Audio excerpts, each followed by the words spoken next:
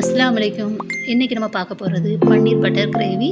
இன்னைக்கு நான் இத எப்படி பண்ணலாம் அப்படின்னு சொல்றதுனாட்டி, ஃபர்ஸ்ட்டு வெங்காயம், தக்காளியும் நம்ம அரைச்சு வச்சுக்கலாம். அதுக்கப்புறம் பார்த்தீங்கன்னா, நம்ம ஒரு பேன் எடுத்து அதில கொஞ்சமா ஆயில் நான் ஆயில் ரொம்ப கம்மியா தான் சேர்ப்பேன். டயட் ஃபாலோ பண்றவங்களுக்கு இது ரொம்ப யூஸ்ஃபுல்லா இருக்கும். அதனால ஆயில் கொஞ்சம் கம்மியாவே சேர்த்துக்கங்க.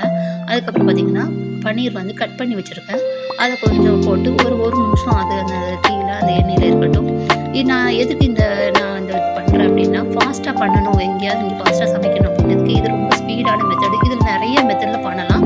நான் இன்னைக்கு பண்ற மெத்தட்லயே நெறைய டைப் டிஃப்ரெண்ட் டேஸ்ட்ல பண்ணிக்கிட்டு இருக்கோம். இன்னைக்கு இதுக்கு தேவையான பொடி போடுறேன் பாருங்க. மஞ்சள்தூள் ஒரு 1/2 ஸ்பூன் போடுவோம். அதுக்கப்புறம் கொஞ்சோண்டு மிளகாத்தூள் பொடி. இது 2மே போதும். இது லைட்டா அதோட பெரட்டி அதோடைய கலர்ஸ் பார்த்தீங்கன்னா மாறுற மாரி கொஞ்சம் லைட்டா பெரட்டி எடுத்துக்கிடுவோம். இப்ப நல்லா கிண்டியாச்சு. இப்போ ஒரு பிளேட்ல அத மாத்திரலாம். இப்போ அதோடைய அடுத்த அதே பேன்ல பார்த்தீங்கன்னா, ஆயில் ரொம்ப கம்மியா விடுங்க. ஆயில் ரொம்ப டேஸ்ட்டு தான் கூட்டணும்னு நெறைய சேர்க்க வேண்டாம். கம்மியா பண்ணாலே டேஸ்ட்டா தான் இருக்கும். அதுக்கப்புறம் பார்த்தீங்கன்னா, அரைச்சு வச்சிருக்க இந்த வெங்காயம், தக்காளி 4 வெங்காயம், 2 தக்காளி எங்களுக்கு 5 பேருக்கு நான் செய்றேன். அதுக்குண்டான இத எல்லாமே நான் போட்டு நல்லா வதக்கிர்றேன். இப்போ அதோடைய பச்சை ஸ்மெல் நல்லா போகணும். பச்சை ஸ்மெல் இருந்தாலே டேஸ்ட் இருக்காது. அதோட பச்சை ஸ்மெல் நல்லா ஒரு 10 நிமிஷங்களாவது நீங்க வதக்கி தான் ஆகணும். நல்லா வதங்கி முடிச்சதுக்கப்புறம், நம்ம இப்போ நமக்கு தேவையான இஞ்சி பூண்டு பேஸ்ட் நம்ம அரைச்சு வச்சிருக்கோம். அந்த இஞ்சி பூண்டு பேஸ்ட்டை ஒரு 1 1/2 ஸ்பூன் நம்ம போட போறோம். அந்த இஞ்சி பூண்டு பேஸ்ட் நம்ம போட்டா தான் இதோட சேர்ந்து அதோடைய பச்சை ஸ்மெல்லுமே போயிரும் உங்களுக்கு. அது இருக்காது. அதுவும் பார்த்தீங்கன்னா, அந்த ஸ்மெல்லு ரொம்ப ஹெவியா தெரியும். இது நல்லா வதங்கணும். ஒரு 2 நிமிஷத்துக்கு மேல நம்ம வதக்குற வேலை மட்டும் தான். இதில பார்த்தீங்கன்னா, நல்லா வதங்கிட்டு இருக்கு. இது வதங்கி முடிச்ச உடனேயும் நம்ம அடுத்து என்ன பொடி போடுறோம் பாருங்க. பட்டை கிராம்பு தூள் ஒரு 1/2 ஸ்பூன் வச்சுக்கோங்க. 1/2 ஸ்பூன் போதும். அதோடைய ஃப்ளேவருக்காண்டி போட்டாச்சு. அடுத்து பார்த்தீங்கன்னா, மஞ்சள் பொடி ஒரு 1/2 ஸ்பூனு. மிளகாத்தூள் பொடி ஒரு 1/2 ஸ்பூன் அல்லது 3/4 ஸ்பூன் போடுங்க. ஏன்னா அடுத்த பொடிகள்ல எல்லாத்துலயுமே காரம் இருக்கும். அந்த காரத்த கம்மி பண்றதுக்காண்டி தான் நம்ம இதில கம்மியாவே போடுறேன். அதுக்கப்புறம் ஈஸ்டர்ன் கம்பெனி சிக்கன் கிரேவி. நீங்க எந்த கம்பெனினாலும் யூஸ் பண்ணலாம். நான் இப்போ ஈஸ்டர்ன் கம்பெனியோட சிக்கன் கிரேவி பொடி 2 ஸ்பூன் போடுறேன். இந்த 2 ஸ்பூன் எங்களுக்கு போதுமானது. அதுக்கப்புறம் அதோடைய கரம் மசாலா பொடியும் ஈஸ்டர்ன் கம்பெனி. நீங்க மற்ற எந்த கம்பெனினாலும் போடலாம். இது ஒரு 1 ஸ்பூன் போட்டுருக்கேன்.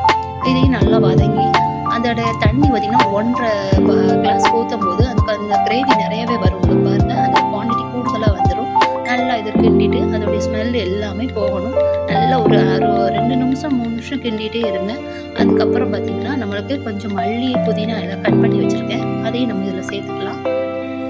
இது நல்லா வதங்கணும். கொஞ்சம் வதங்கி முடிச்சோனே கொஞ்சம் சால்ட் போட்டுக்கிடுவோம் நம்மளுக்கு. ஒரு 1 1/2 ஸ்பூன் சால்ட் போட்டாச்சு. இதுவும் நல்லா வதங்கட்டும். வதங்கி முடிச்சதுக்கப்புறம், நீங்க அந்த பன்னீர் கட் பண்ணி நீங்க வதக்கி வச்சிருந்த பன்னீர இதில நம்ம இப்போ போட போறோம்.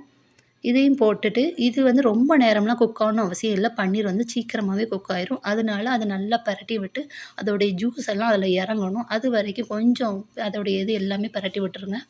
இப்ப இதுக்கு அடுத்து நம்ம என்ன போடுறோம் பார்த்தீங்கன்னா, கஸ்தூரி மேத்தி எனக்கு ரொம்ப பிடிக்கும். அதோடைய ஸ்மெல்லு எல்லா கிரேவிலயுமே நல்லா டேஸ்ட்டா இருக்கும். அதனால அத நான் எப்பவுமே சேர்த்துக்கிடுவேன். அத நீங்க கொஞ்சமா சேர்த்துக்கங்க. அப்புறம் பார்த்தீங்கன்னா, உங்களுக்கு பட்டர் 1 ஸ்கூப் அதோடைய ஃப்ளேவருக்கும், அந்த டேஸ்ட்டுக்கு பட்டர் தூக்கி எடுக்கும். அதனால அதில 1 ஸ்கூப் போட்டுட்டு, அத அப்படியே மெல்ட் ஆகுற மாரி லைட்டா பெரட்டி விட்டா போதும். அந்த ஹீட்லயே அது மெல்ட் ஆயிரும். இப்போ ஒரு 2டே நிமிஷம் தான் அத மூடி வைக்க போறோம். என்ன 2 நிமிஷம் கழிச்சு எப்படி இருக்குன்னு நம்ம பார்க்கலாம். பார்த்தீங்களா? அப்படியே அந்த கிரேவி திக்னெஸ்ஸா ஆயிடுச்சு. நல்லா அந்த பட்டர்லாம் மெல்ட் ஆயிட்டு, இப்போ நம்ம அதுக்கு சப்பாத்திக்கு எடுத்து சாப்பிட ரொம்ப ரொம்ப டேஸ்ட்டா இருக்கும். திக்கான ஒரு பட்டர் பன்னீர் கிரேவி ரெடி ஆயிருச்சு. இன்ஷா அல்லாஹ் அடுத்தடுத்த வீடியோல நம்ம நெறைய வீடியோ பார்க்கலாம். அஸ்ஸலாமு அலைக்கும் வரஹ்மத்துல்லாஹி வபரகாத்துஹு.